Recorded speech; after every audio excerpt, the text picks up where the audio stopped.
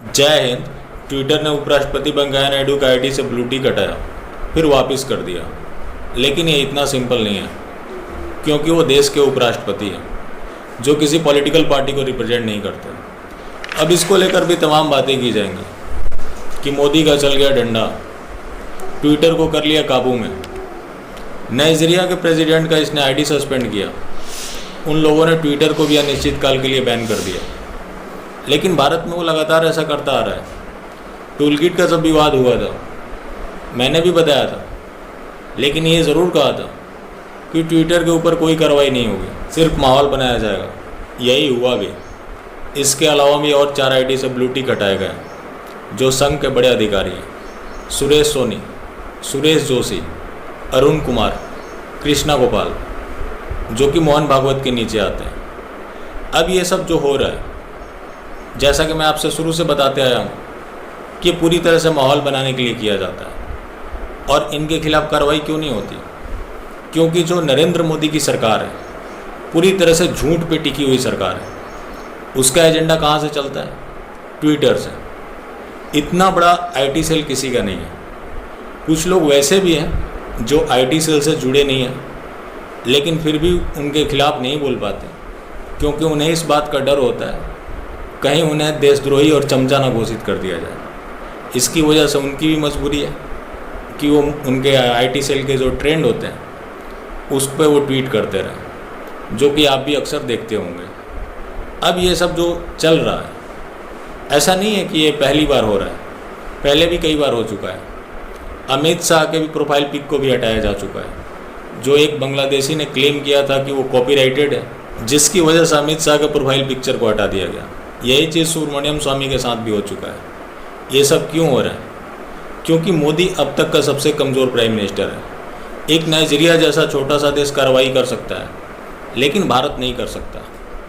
अब मैं जानता हूँ यहाँ डेमोक्रेसी के ठेकेदार पहुँच जाएंगे ये ज्ञान देने कि भारत एक सेकुलर और डेमोक्रेटिक कंट्री है। नाइजीरिया तो है नहीं। जब नाइजीरिया नहीं है तो हर जगह 2 बातें होती है, तो 2 बातों में आप हमेशा एक बात को ही क्यों लेंगे? हमेशा आपकी चुप्पी आपकी समझ कैसे होगी? कायरता भी तो हो सकती है। वही चल रहा है। कुछ लोग ये भी बताने आ जाएंगे कि क्या कांग्रेस को ला दें, जिसने हिंदू आतंकवाद का जन्म दिया। कांग्रेस ने जिस हिंदू आतंकवाद को जन्म दिया वो पूरा स्क्रिप्टेड था। गृह सचिव आर.के. सिंह, जो आज मोदी सरकार में मंत्री हैं, वो भी उसके हिस्सा रहे थे। इनको क्यों बनाया गया? जब अजमल कसाब पकड़ा गया तो उसके हाथ में कलावा था। उसके बाद हिंदू आतंकवाद को जन्म दे दिया गया कि ये हिंदू आतंकवादियों ने किया है। मतलब ये पूरा स्क्रिप्टेड था, एक बड़े साजिश का हिस्सा था। उसकी हाई लेवल आज तक इंक्वायरी क्यों नहीं हुई? आज तक हाई लेवल को छोड़ो आप, कोई मामूली इंक्वायरी भी नहीं हुई। साध्वी प्रज्ञा सिंह ठाकुर, जिसको परमवीर सिंह ने अंतहीन प्रताड़ना दी, यहाँ तक कि ब्लू पिक्चर्स दिखाए, प्रोटोकॉल को फॉलो नहीं किया। क्या आज तक परमवीर सिंह को तलब किया गया? परमवीर सिंह हिंदू आतंकवाद की जो थ्योरी गढ़ी जा रही थी, उसके ग्राउंड वर्कर थे।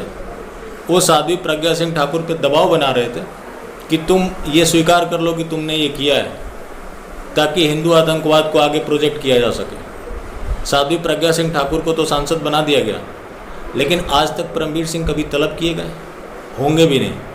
साध्वी प्रज्ञा सिंह ठाकुर ने एक सच्चाई बताई, जिसकी वजह से उनको अलग थलग कर दिया गया।